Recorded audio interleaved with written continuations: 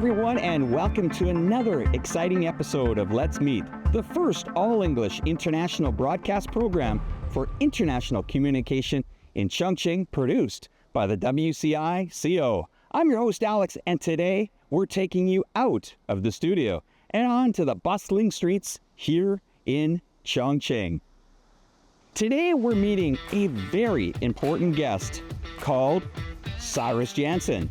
He's an American social media influencer and an analyst known for his unbiased, fact-based content that is watched by millions. Mr. Jansen provides a balanced perspective in his videos on a variety of subjects like finance, world political climate, and more.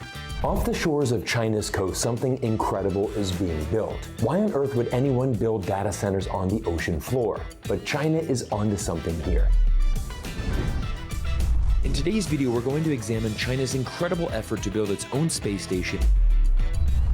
Over 149 countries around the world have signed up to China's Belt and Road Initiative. My name is Cyrus Jansen. I want to thank you so much for spending time with me here on YouTube, and I look forward to seeing you all in our next video soon. Cyrus flew all the way here from his home in Las Vegas and boarded a high-speed train from Guangzhou to be here with us today in Chongqing. What is China really like in 2024? Well, to help us answer that question, I've traveled to Western China and am standing atop the 73rd floor of the World Financial Center. This is one of the most incredible outside observation decks. I'm standing 590 meters above one of the most incredible cities in all of the world. This is the city of Chongqing. And Chongqing is really incredible because this was a strategic port for many of the ancient Chinese dynasties. In fact, the very earliest recordings here was actually 1000 BC. In addition, we're also only 400 kilometers away from the famous Three Gorges Dam, the largest hydroelectrical power plant in existence today. Chongqing plays a vital role in the future success of China. And behind me is actually one of the most important monuments in Chongqing. This is actually a war memorial that was first erected to celebrate China's victory over Japan in the Second Sino-Japanese War. Standing outside the Chongqing Cultural Arts Center, and this is one impressive building. One of the things I love about coming to China, it is really an architectural playground for many architects. And this, of course, is a modern rendition of a traditional Chinese pagoda. One of the impressive things about Chongqing is it's a city that's really built into the side of a mountain. So as you're exploring this city, you constantly are going up and down stairs. We're now standing at the Hongyadong, which is one of the most important and popular cultural and tourist sites in all of Chongqing. Now, what's interesting behind me is you'll see a tremendous amount of local tourists, and actually, Chongqing is the #1 domestic destination in all of China now. And we're in a unique location as we're actually on a peninsula. And this is one of the important bridges in the city. This is a unique bridge because on the bottom is actually a train track, and this is where the local metro system goes on the bottom. But as you can see on the top, that is dedicated to automobiles. Beautiful architecture. And I think for many foreigners that haven't been to China yet, one of the things that I would want to tell you is that it is absolutely a foodie haven here. You can travel all around the country. Every city has different food. 白中是最大的。这种的，这个叫什么？变态辣。哇的天呐。Now, let's meet our guest in person and hear his first impressions about Chongqing and the city's economic importance within China. Your first impressions of coming here to Chongqing? So my first impression is it's better than anything that I could imagine. You see the stunning skyline, you see the peninsula that's here. What I love is, I mean, we've walked through this bridge already 2 or 3 times in the last couple of days, but it's so pleasant. I mean, it's so beautiful. You've got the Yangtze River right here. You've got an incredible city that's built right on the side of a mountain. And the energy here is great. And spending a lot of time with the locals. I've been eating street food, just you know, speaking Mandarin every day. I love it. It's so much fun to be back in China. This is one of the safest countries in the world that you can travel to. You know, one of the questions I've been asking, I just say, what do you think of America? What do you think of Americans like me? 你好，你好，你好，你好，你好，你好，你好，可以合个拍吗？合个拍吧，我们一起来吧。Nice. Nice. Cool. Nice to meet you. I'm from America. Yeah, and my friend is from Canada. Hello. What do you think of America? Very good. Very good? Yeah. What about if when you see American, do you think like we're good people? Yeah. Okay, perfect. You friends. You want to be our friends? Okay, good. That's great. That's what I want everybody to understand. When you come to China, people are welcoming you, and this is what it's like. So thank you so much. You know, a couple of the taxi drivers that I asked that to, it was a really cool thing they said. They said, you need to understand this about China. We want to get along with every country. If the whole world can be peace, that's what Chinese people want. Now you're in a city in southwest China, mega city, 35 million plus, growing. How have people treated you here? Oh, I mean, I think that's what I want people to understand with my experience in China specifically. I've been traveling to the country for 17 years. I lived here for 10, and I've honestly had nothing but positive interactions with Chinese people throughout my entire time. I think the Chinese are some of the most curious people in the world. You know, they want to learn more about your culture. As soon as they find out that I'm from America, they give me a thumbs up, they smile. You know, it helps that I speak Chinese. We obviously have a bit of a conversation in Chinese. And, you know, I think this is one of the things that I really want to see more with Alex is this people-to-people diplomacy, because now that we have more countries around the world opening up, becoming visa-free, you know, that way you can travel here, it's going to be easier. How would you describe the city to people? I would say it is one of the most geographically interesting places because of its location, right? It's right where two rivers join. Yeah. And you have these amazing peninsula that's right at the heart of the city. You have these beautiful mountains. It's a beautiful actual climate here as well. It's actually quite nice here in the summer. There's just a certain kind of energy here, right? You know, the people here in Chongqing, they love their spicy food. So we're talking, you know, you've got the spicy peppers, you know, the locals here have this kind of flavor as well. You know, I'd say it's kind of the spice of China. You know, this is a major city. This is a city that is transforming itself from an industrial city. Many years ago, you couldn't see the sky here. Right.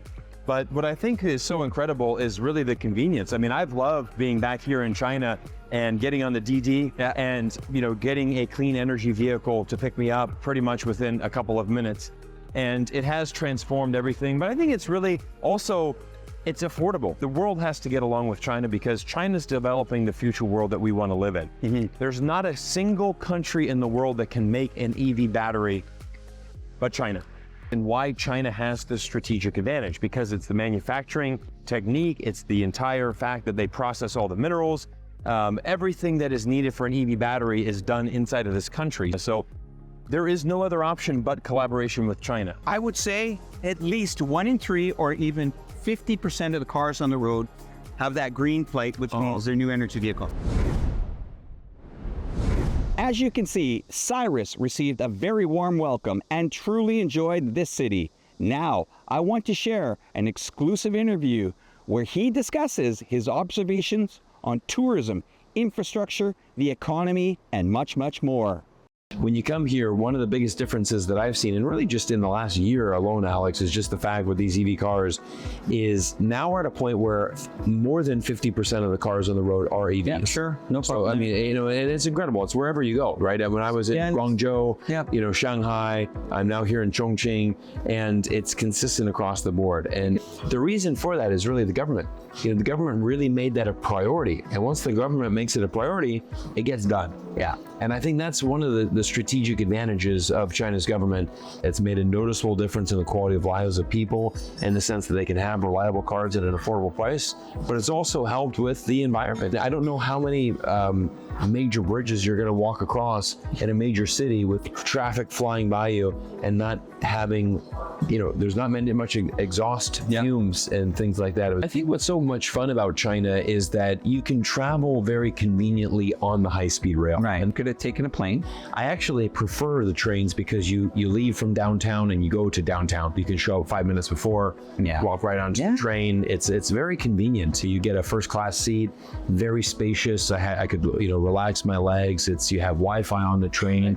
Yeah. And you can go literally from tip to tip, north to south, west to east, and everywhere in between. So you have options. It's something that China's government is certainly committed to. And one of my favorite things is just looking at the beautiful scenery, countryside of China, absolutely gorgeous. It's also also from the business perspective. And if you look at two examples, would be the city of Shanghai and also Suzhou. You've got two major cities, Shanghai obviously being one of the 4 top tier cities in China, but Suzhou is a very big tier 2 city. Now they're basically 30 minutes by high-speed rail. So that has really stimulated a tremendous amount of business. And the other one would be Tianjin in the north, very close to Beijing. Very similar thing that you've seen. Basically, China will develop these 2 amazing cities, connect them by high-speed rail, and they're really feeding off each other, and business is flourishing between both of those cities and everywhere in between. So now this market has finally opened up. The travel market is finally getting into second gear here. What I'm really seeing here on the ground in China is that we've seen a lot more European countries have now opened up to be visa-free. Right. In the last couple of days, we've had New Zealand, we've had Australia now come in with visa-free options. So the amount of foreign tourists coming to China increased by 305%. That's a big number. First quarter of 2024 as compared to Q1 of 2023. What's really interesting is we're seeing a lot of North American business leaders also coming back to China, and they stayed away for a while during COVID. Yeah. But they have come back to China as well because, again, China is so integral to the United States economy, to the North American, to the European economy. For the last 2 years, we've heard this incredible propaganda of we need to decouple from China. I call it propaganda because for any American to believe that it's possible to decouple from China is living in a fantasy world. Okay. It's even if it were something we could do, it's not. It's physically impossible because we're so interconnected that decoupling from China would absolutely cripple the American economy. And people really need to understand that. Every single business person that I get that really understands the world and how it works, they understand how important China is. Yeah. And they have a much more objective view than what's presented in our media. And the reality is that when you talk about the West is the US, Canada, the European Union, Australia, and Japan. That's more or less the West and its allies. Now, if you look at the actual population, that's around 12% of the world's population. Yep. So you have about 88% of the world that lives outside of that. And so what you're seeing is that this people that are in this 88%, they're very keen on China's Belt and Road Initiative. So I think what is really amazing with this Belt and Road is just that China has grown a huge presence. I mean, it is the #1 trading partner for 120 countries around the world. I think it's important that people understand that. How important is it? It's everything. So it's a fascinating thing when you start looking at what our politicians say. And again, politicians will say anything to get a vote, to install fear. Don't forget, fear is a very valuable tactic. I mean, I'm here as an American in China. It's just unbelievable how safe it is here compared to my home country. That's just the reality. The reality is that you look at the crime rates, look at what you're seeing here, and it is a much different society. So Alex, thank you so much. Yeah, I really appreciate you coming on to visit me. Always a pleasure. Our guest has been sharing his Chongqing adventures on social media, receiving millions of views. We'll showcase some highlights of this incredible journey and the incredible comments from his fans.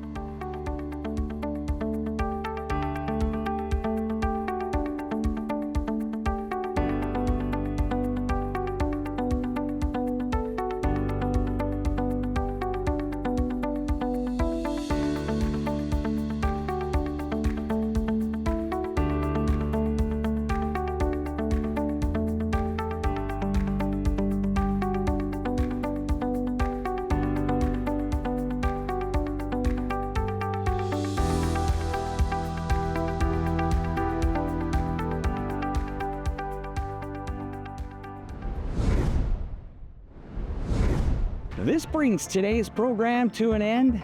Let's meet, showcasing new Chongqing to the world. I'm your host, Alex. See you next time with a new visitor and a new adventure.